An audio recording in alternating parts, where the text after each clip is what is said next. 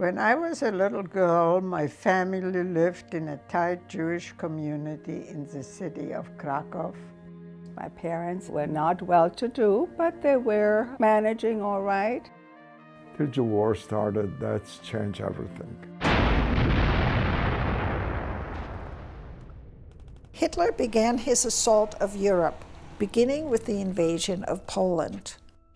They were making families dig their graves. The family got into the hole, and then the Germans would throw grenades in. They were throwing children out the window. Infants, throwing them out the window.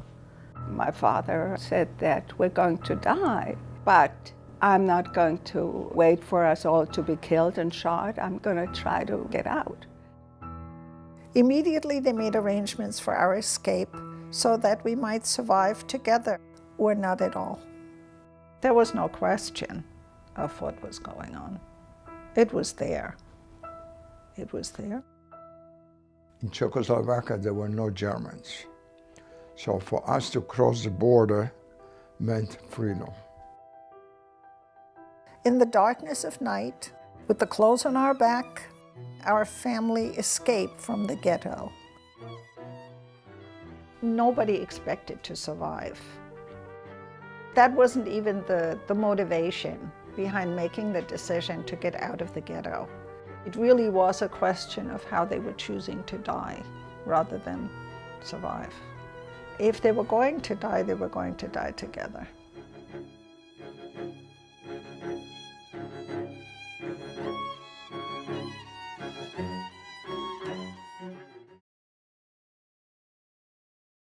That was a trailer from the amazing historical documentary called They Survived Together. And my guest today on Mia's World, welcome to Mia's World, is John Rokosny, the producer, director of They Survived Together, with his producing partner, Andriette Redman. So welcome, John Rokosny. Oh, thank you so much for having me. It's a real pleasure. It's wonderful. And this is an amazing documentary, which you won the Emmy for Best Historical Documentary in 2022. So congratulations, Mazel Tov, I should say.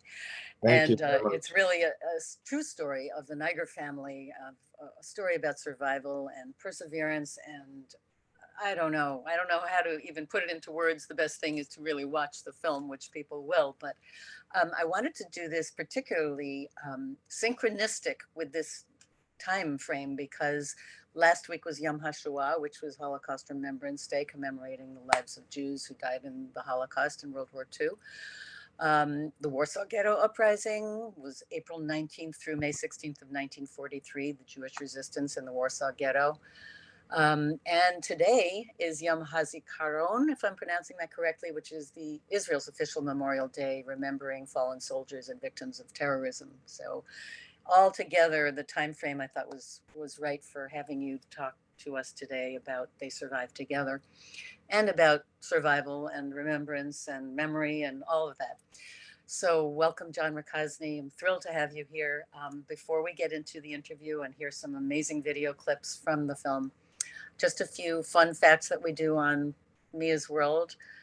Today being April 24th, today's birthdays include Barbra Streisand, 1942, Dutch artist Willem de Kooning, 1904, born in Rotterdam, Netherlands. Shirley MacLaine, 1934, I cannot believe she's 89 years old, the American actress and mystic, famous for Irma la Douce, and her brother, Warren Beatty. And today's birthday, Larry Tesler, American computer scientist, born in 1945. He invented copy, cut, and paste. Wow. Interesting, right? I know, Yeah. I love these fun facts are fun to hear. History, today in history, April 24th, 1800, the U.S. Library of Congress was established with $5,000 allocation.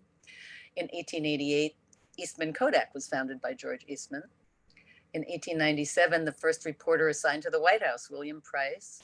1898, Spanish-American War. Spain declared war after rejecting the U.S. ultimatum to withdraw from Cuba. 1913, the Woolworth Building was opened in New York City by Frank Winfield Woolworth at a cost of $13 million. At 792 feet, it was the world's tallest building at the time. 1945, Miles Davis made a recording debut with the Herbie Fields Orchestra backing singer Rubber Legs Wilson at Savoy Records Studio in Newark, New Jersey. In 1950, Leonard Bernstein's musical Peter Pan, starring Boris Karloff and Jean Arthur, opened at the Imperial Theater. And 1969, Paul McCartney says, "No truth to the rumors that he is dead." And in 1993, Farm Aid 6 was held in Ames, Iowa, including Willie Nelson, Neil Young, Lyle Lovett, Johnny Cash, and Ringo Starr. Today's holidays, it's National Skipping Day. It's Action Day. Skipping, Yeah, like remember that? like as Childhood. like running and skipping. Exactly. That's Not skipping skipping a thing. meal. Action Day for tolerance and respect between people. Armenian Genocide Remembrance Day, Yom Oh, HaZikaron. It's Fashion Revolution Day, so I've got the tie, the vest, the scrunchie, and soon I'll have a red beret in honor of the red hat. More about oh, that later. nice. National Pigs in a Blanket Day, New Kids on the Block Day, Sauvignon Blanc Day, St. Mark's Eve, World Day for Animals in Labs, and World Meningitis Day. So New kids remember on all that. New Kids on the Block Day. Yeah. I don't know who comes up with these things, but we should have a John Rokosny Day. Yes, thank you. Okay. Okay. Today we do this all.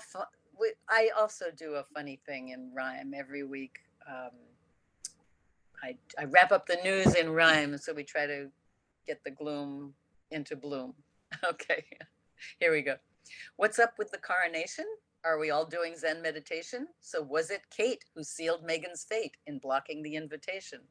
It's Derby time once more. Ah, the horses we adore. Will racing fans see Triple Crown 23? Get out the bonnets galore.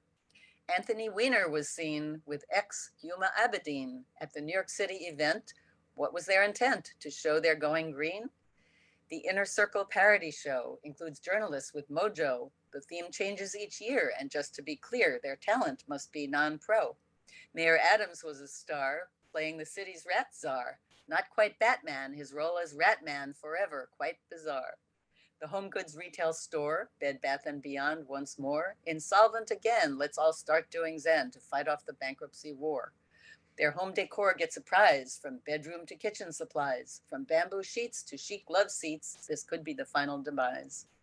And it's National Skipping Day, so jump rope and hopscotch away, or better yet, do a pirouette. Now where is my Chardonnay? And Well, that's Mia's World wrap up in rhyme. also, Tucker Carlson was fired, so you can rhyme something with Tucker. Oh, won't get even into that. But I know, and to be fair, Don Lemon was also. Oh yeah, So we have both yeah. sides of the fence. I'm glad he was fired too. Another crazy thing going on in the media. But back to the film. Now, John Rokosny is my guest today, producer and director of an amazing film called They Survived Together, about this incredible Niger family that went through just insane things during the war and tried to escape from the Krakow ghetto where they were forced to live. Before we get into the family and some of the clips from the film, you've made films for over 30 years with your partner, Andriette, am I correctly Yes. pronouncing her name? Yep. Andriette Redman. You've done films for ESPN and Bravo, The Last Poets for the Bravo Network for Black History Month, and Seventh Inning Stretch for ESPN, and fundraising films for charities like Paul Simon's Children's Health Fund. So this is quite a departure. So I'm wondering what motivated you to make this film. It's very sad, but very uplifting at the same time. It's a story of unity, hope, endurance, and wonderful, wonderful things. But it's pretty heavy duty too. So were you involved? Was your family involved in the Holocaust at all, or what motivated you for the film? No, most of our career has been working with charities, and we've made hundreds of TV spots and hundreds of fundraising films for charities. They've all been cause related. We've filmed in areas of the country where there was natural disasters and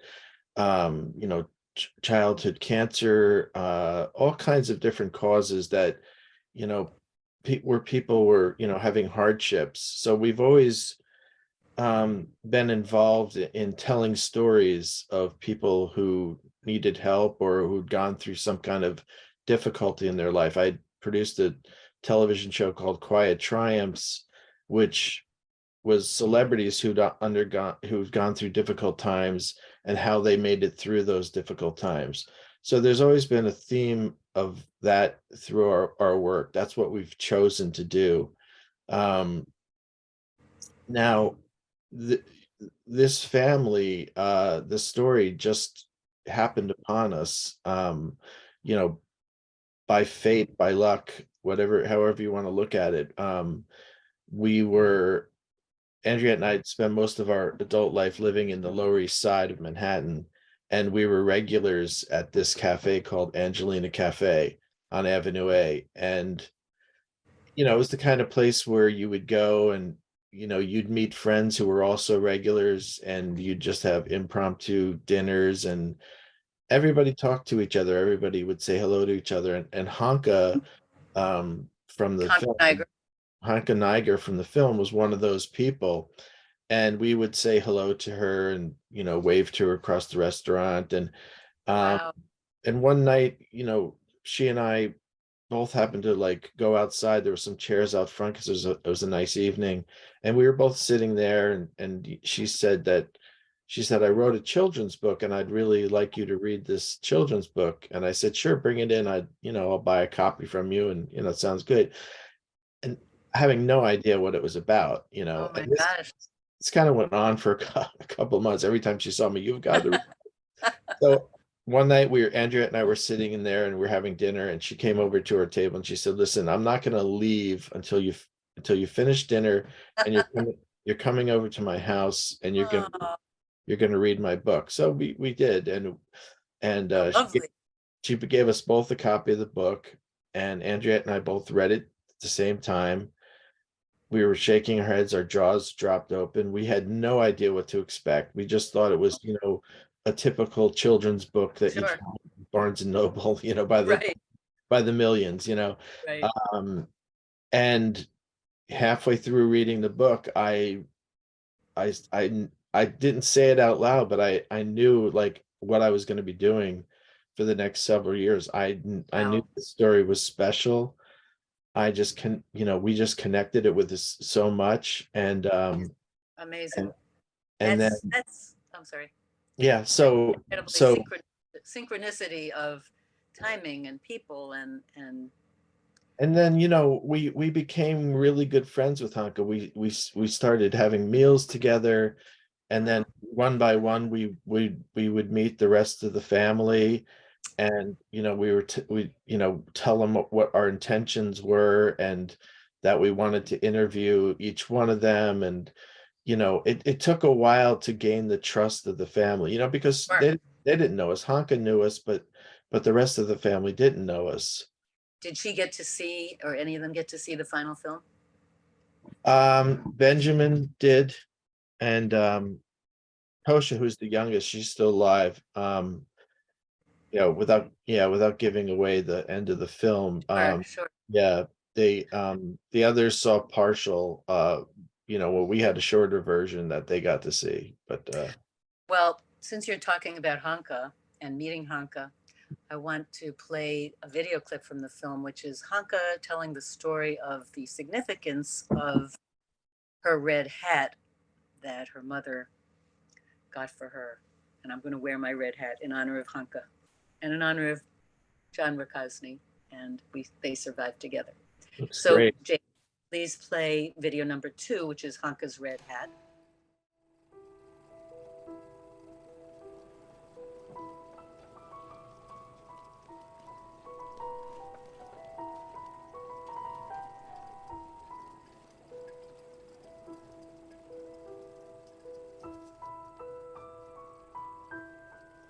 When I was a little girl, my family lived in a tight Jewish community in the city of Krakow, with many relatives, including 50 cousins and many aunts and uncles and grandparents.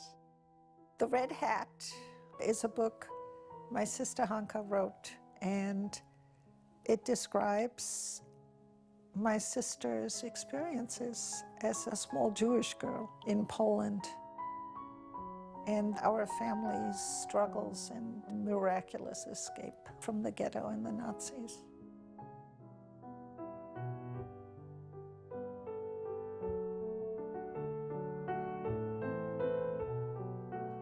I wore a red hat when we escaped from the German occupation of Krakow and went walking through snow which went up to my nose. But I had my red hat. It was like something that kept me safe.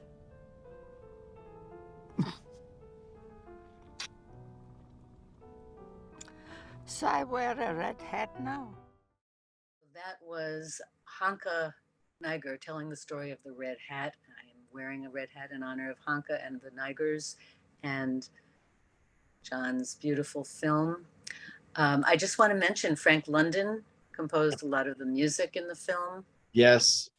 Amazing music, so heart-wrenching and so legato and beautiful, so apropos. Yeah. Yeah, Frank, I mean, we were just another fated, we were so lucky to get Frank London to do this film. He's one of the premier Jewish musicians in the world. He's the leader of the band The Cosmetics, Grammy winning composer, and he happens to live in the East Village too. And I didn't know him, but a friend of mine said, you got to get Frank London to do this film. And I said, sure, I'd love to, but I don't know him. And he said, well, I know him. And Frank and I and Andriette, we met at a cafe in the East Village over breakfast. We do all our meetings over breakfast. I love that. And Instead of a golf club, it's like the breakfast meeting. yeah, Right. that's the East Village. And Right. and I told Frank what I was looking for, and he's like, I get it. I went home, and that afternoon he had sent me 3 different pieces, demos, and they were perfect. I said, this is all 3 themes I want. And so we hired a group of classical musicians and went into the studio at our good friend Roman Clune, Clune and Maria Maria. and Innsbruck. Yeah, and recorded. It was just so much fun because I had never worked on that kind of music in the studio before. So it was really it was a great learning experience to watch Frank at work and to work with musicians who were in that field.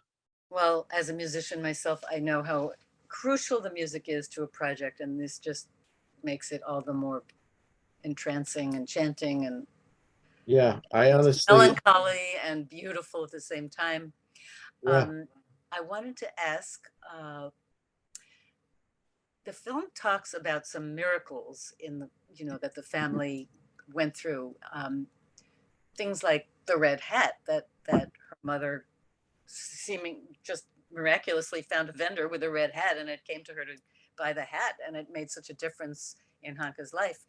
Yeah. The butcher of Krakow who didn't kill them, the Christian papers that they got from the Christian soccer team to get out of Krakow, the father playing chess with a priest who helped him. All these things are sort of miracles, or do you believe it was destiny that this family had such timing and events that helped them survive, or what is that? It's kind of like you meeting Hanka.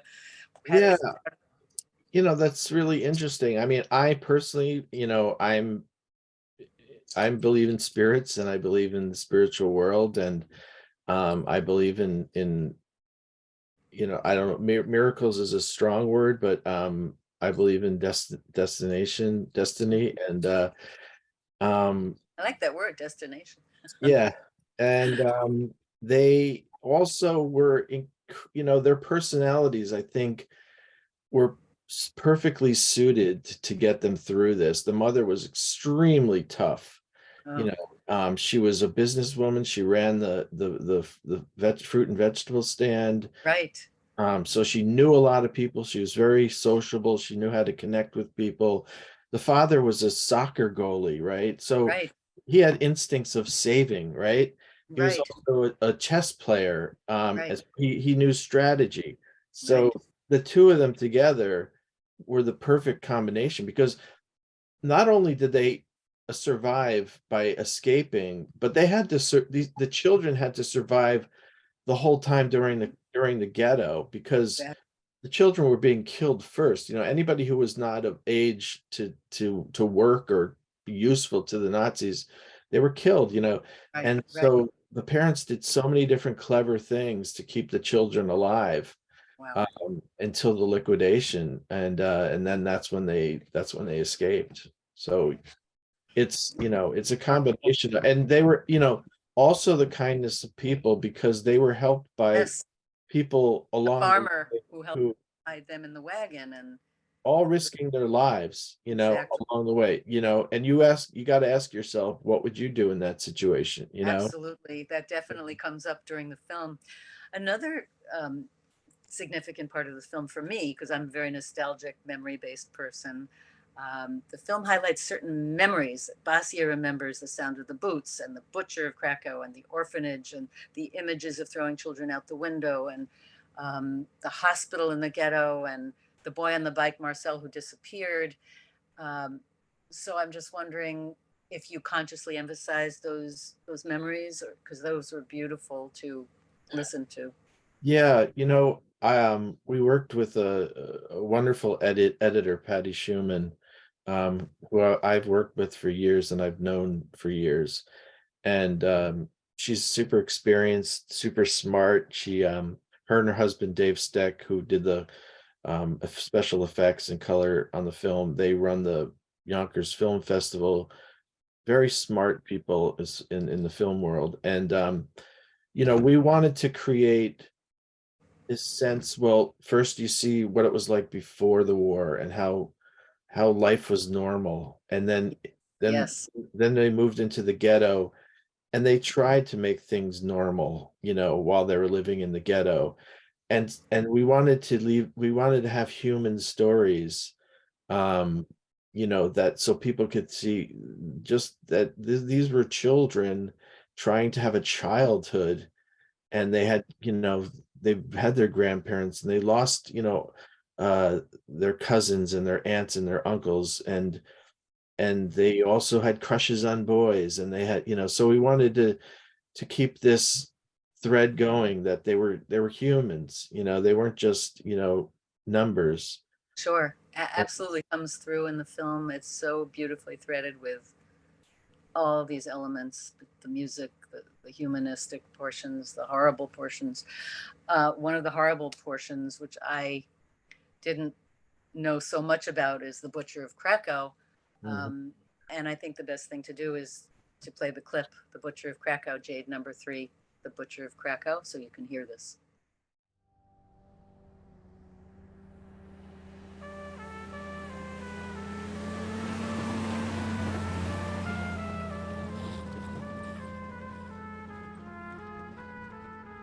A truck came to the front of our house, and some soldiers jumped out, and there was the butcher of Krakow among them. His specialty shoot little children. He was a murderer, incredible. He was the guy who was in charge of eliminating everybody who was not in a age of employment, of working. We were warned not to leave the house, because on the street, if they would find some children, they would kill them. So they came, we heard the truck stopping in front of our house, and the door was closed, we shut off the light, we were sitting quietly. There was nothing we could do. This building had like 4 stories, and these apartments was one on top of the other.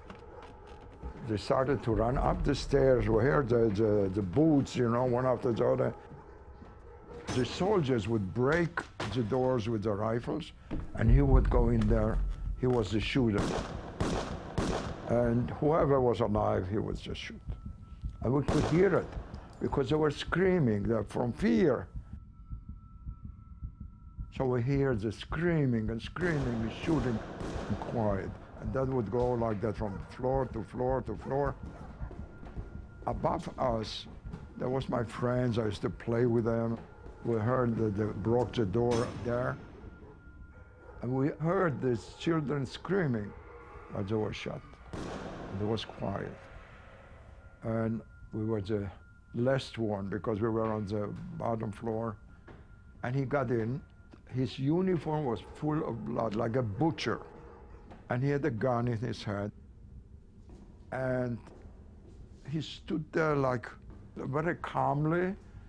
He put his hand into his pocket. He pressed it, and the magazine of the bullet came out. And he put one bullet after the other, 1, 2, 3, 4, 8 of them, or 6, I don't remember. And we were standing and watching him doing it. Then he put the magazine in, and he pointed the gun. I was so scared. I didn't want to die. I was thinking I am 12 years old. And I knew that the bullet is going to come to my head any second. My mother said, "Close your eyes." And the door opened, and a soldier got in. He said to him something in German. And he looked. I remember him looked, and then he put the gun in the holster and walked out. I don't know what the soldier told him. I cannot imagine what he told him that he didn't shoot us. He shot everybody. This man killed hundreds of people. Why would they stop at us? We don't know.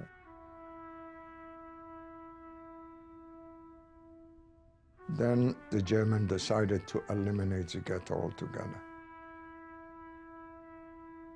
It was the end of Jewish life in Krakow. That's just a stunning clip from They Survived Together about the Niger family in World War II who managed to survive together. Yeah, it's just remembered when we were interviewing Ben, and Andriette does the interviewing, and I'm listening with the headphones, and I just remember listening to that story and thinking, like, just dumbfounded, you're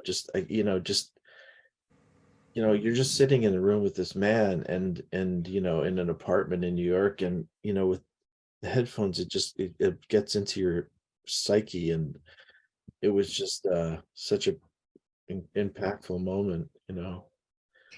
Was it hard to get them to tell the stories? I mean, that's so hard to evoke all those memories of horror, maybe. We were lucky, I mean, there was a lot of survivors that are reluctant to tell stories. And I hear that about, veterans of the war as well, that they never spoke about it. This family, they did pass down the stories. The parents would talk about the stories, and the older siblings would talk about the stories, and so I think they wanted this to get out. I mean, we were so lucky to get them when we did, and I think they knew that this was their chance to tell the story, and they just happened to be good storytellers. We, as a filmmaker, we were like, we're so lucky, because a lot of times you're pulling teeth to try to get people to, you know, to open up, but Right. Be a great story and they don't tell it well, or not a great yeah, story, they do tell it well, but you yeah, got both. yeah, That's really incredible. And Benjamin, the yeah, son, one son, who was hidden in the forest by his father. I mean, I can't even, did he talk about that at all? What that was like? Because I don't, the way he talks about it in the film, he's still burdened by it, but to go through that, to make the decision to stay there for months alone, waiting for your father, I can't even imagine. Most people couldn't imagine that, I think.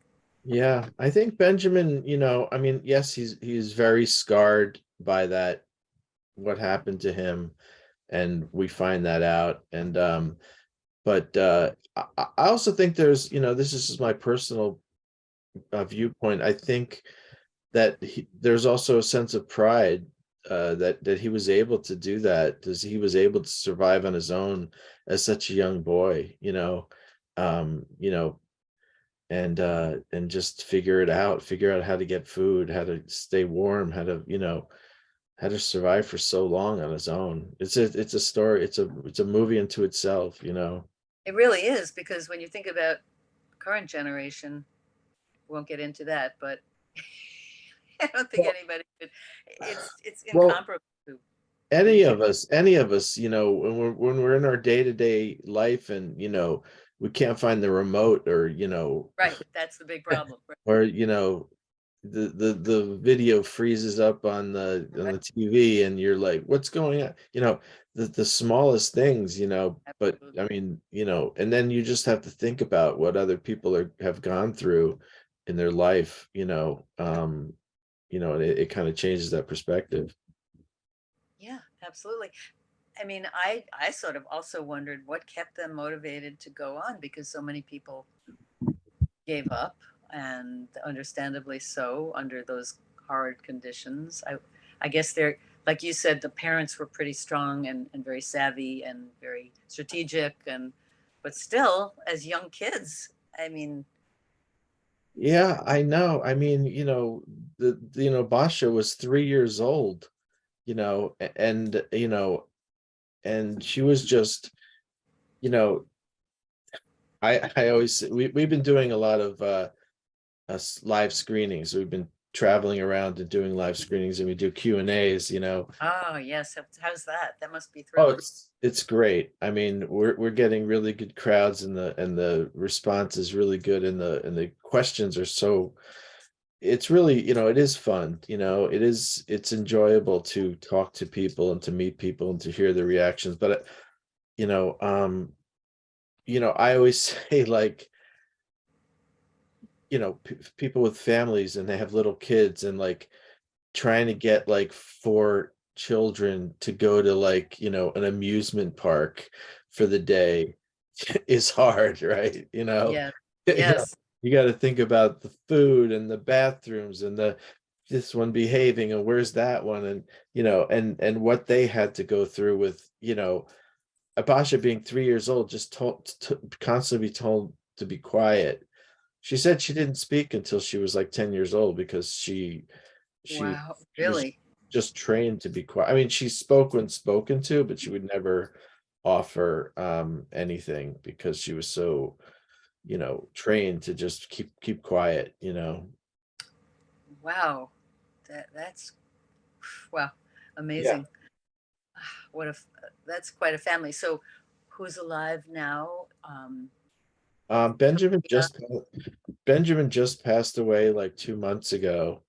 Um, Oh, yeah, yeah. it was really hard for us, because Oh, Andrea and I were very close to him. He was like an uncle to us. and he played the piano. Yeah, I mean, gosh, I can tell you more about Benjamin if you like to hear it. Um, Benjamin, so when they were liberated, they eventually went to Munich to be educated, because the German government was obligated to educate Jewish people. And Benjamin went to Israel and joined the Israeli army, and Oh, he wow. he was a sniper, but he couldn't shoot anybody. He just, he was too soft-hearted, or saw too much, that he so when he got out, and he joined the rest of the family, he was illiterate. uh he'd never gone to school, and so he was like a young man, illiterate. And Sesha, the oldest sister, um she said, this has to change. You've got to go to school. So she made him go to college or university, and he eventually became an engineer. And when he got into the work field, he worked for Siemens and developed hundreds of patents. And Really? he invented the dimmer switch, the light sensor, like if a raccoon run past your garage, the light goes on or whatever. Benjamin invented that. And then he went on to work for NASA and developed like guided rocket technology to get the rockets up to the moon. My God. Oh, it's incredible. I mean, his life story is incredible. And he was just a wonderful man. We spent a lot of time with him. We had a lot of meals with him. Oh, did Funny. you? I'm sorry. Oh, just a little funny thing is, like, Ben would invite us up to go eat at a diner or something, and they all lived on the east That's side. what I was going to ask. That Yeah, they all live in the they East all Village. on the east, well, Upper East Side down to the East Village. Okay.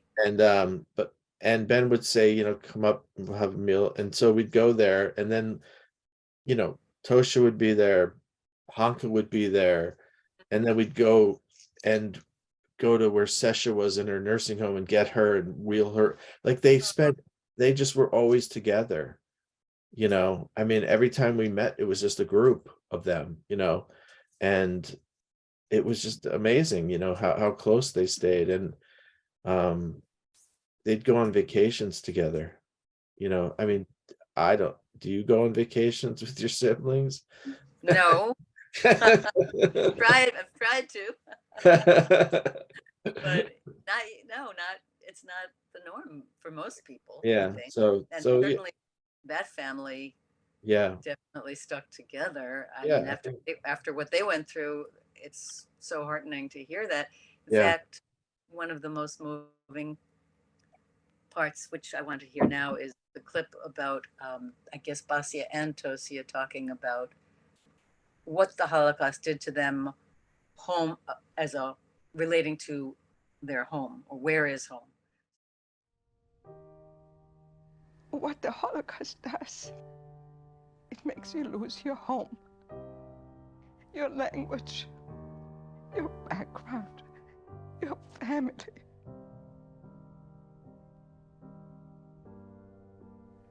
You're never at home again. All your life, you look for it somewhere, someplace, with somebody. But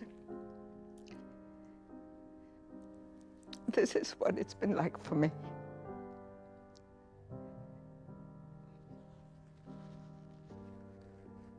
And I think for my family, when I speak to my sisters, they pretty much feel the same way, homeless.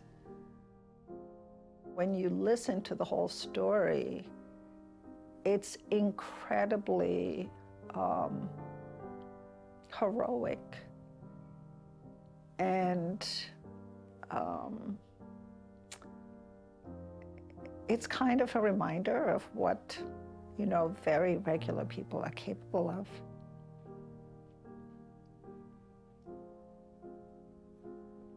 Under horrendous circumstances. When I really think about them being young people in their 30s with 4 small children going through something that cannot be described. It is death on every corner.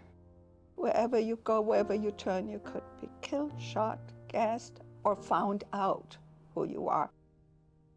It's a sense of awe that I have. My parents, I think they were the ones who performed miracles. We're here.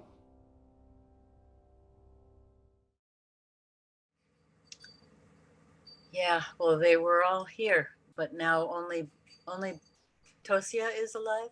Josha, yeah. So how is that for her? Do you talk to her at all? Yeah, it's different, very difficult. It's very difficult for her. Yeah. My God, I cannot imagine because now she's, well, does she have friends in the, does she live in, still in the city, right? Yeah, she does. I mean, she has children, she has grandchildren, and Oh, they're the next generation is, they're all very supportive. So it's that's yeah, wonderful. yeah, yeah. Oh man, that's a tough, especially when they were so So tight, yeah, closely knit. No, yeah, exactly, exactly. sad, but inspiring in spite of it all, because what they survived is just unimaginable, really.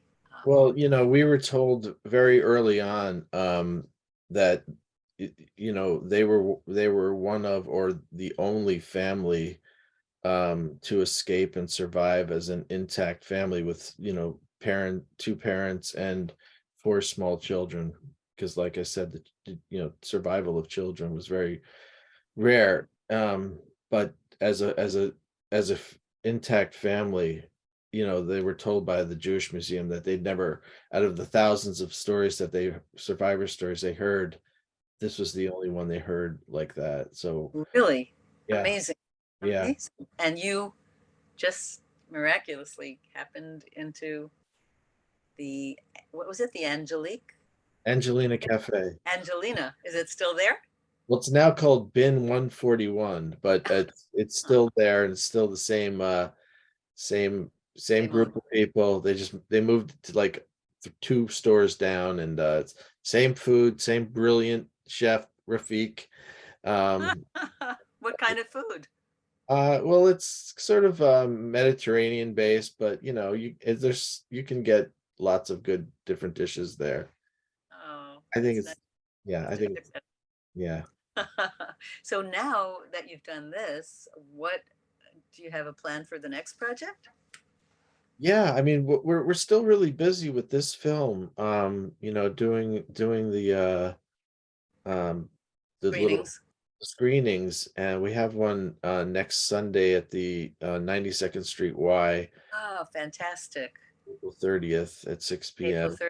Oh, that's coming up this week. Yeah, 92nd Lex, great location for yeah, yeah. So, fantastic. and we have one tomorrow. We had one yesterday. We've been watching the film a lot. Uh, and Do you still notice things at each screening, something new or? um, it's I noticed different things that appeal to me, or maybe once in a while I'll think, oh, that level could have been up a little higher on that music, or but it's pacing. It's interesting when you watch it over and over again. The pacing changes with the crowd, with the who you're with that night. Yes, that's true. Sometimes It's like it feels like like theater, live theater. yeah, yeah. So it's been interesting. I still enjoy watching it.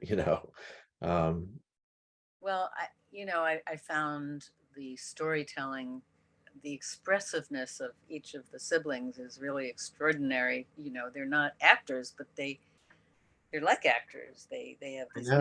nuances, and well, because it's such real emotion, and they are remembering.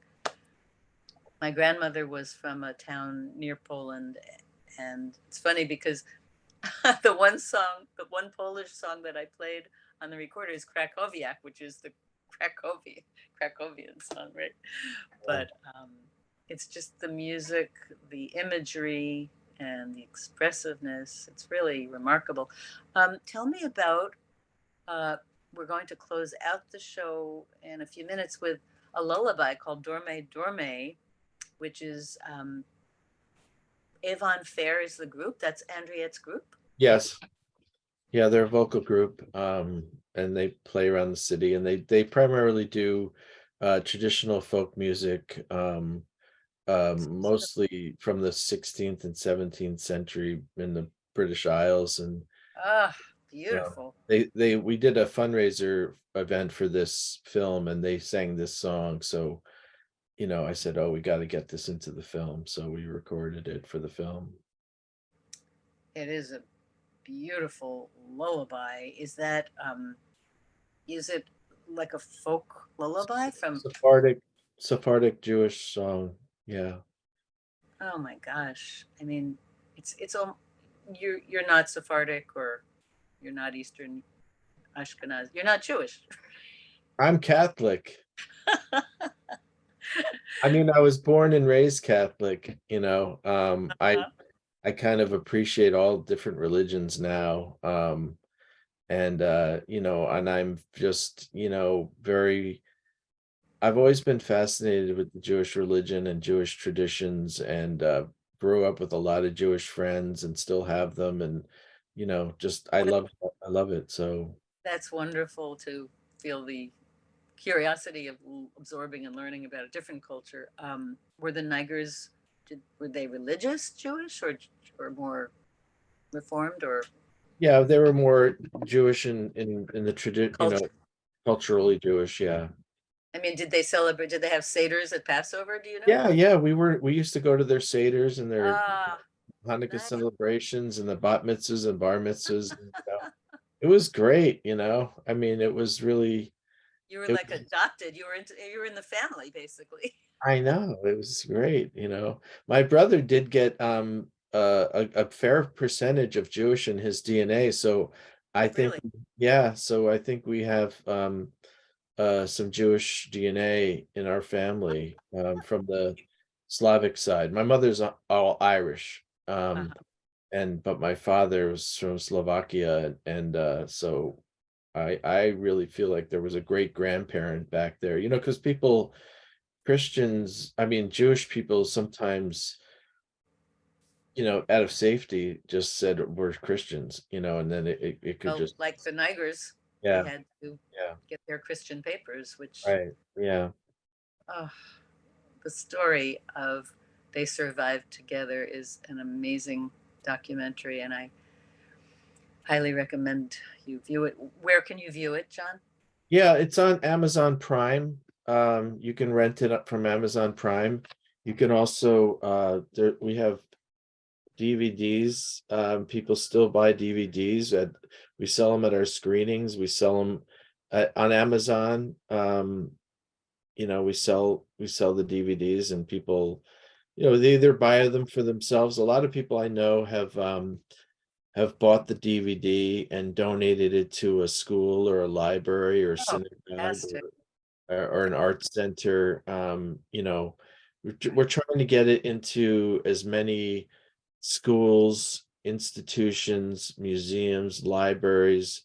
You know, that's why we're doing this tour.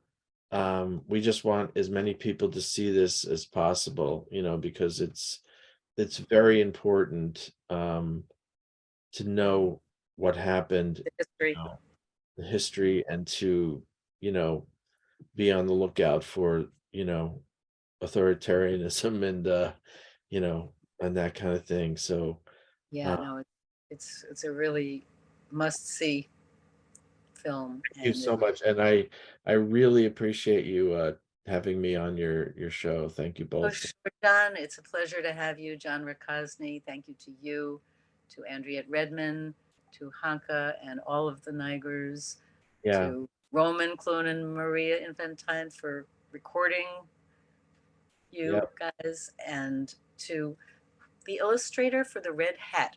I Do you know who that is? Yeah, well, Who? yeah, I mean, you know, Hanka had written that book and she just hired an illustrator to illustrate that. So, Beautiful, yeah. beautiful images. The red Oh, hat. one other person I wanted to mention when we were watching The Butcher of Krakow was our sound designer Tom Ryan, who really built that whole scene is just so suspenseful Oh, from the sound design point my of view. heart stopped. Yeah, It's yeah, just an incredible film. So yeah. thank you so much for Thank the you very inspiration, much. and the film is a beautiful piece of art and history. Thank, And thank you for watching and listening to Mia's World. And thanks to Jade Zabrich, my engineer and editor, Skies Crescent Radio. And we're going out of the show with that lullaby, Dorme Dorme, performed by Avon Fair with Andriette Redmond's group. And thank you again, John Rokosny. Thanks Thank for you listening. so much. Appreciate it. Durme, durme.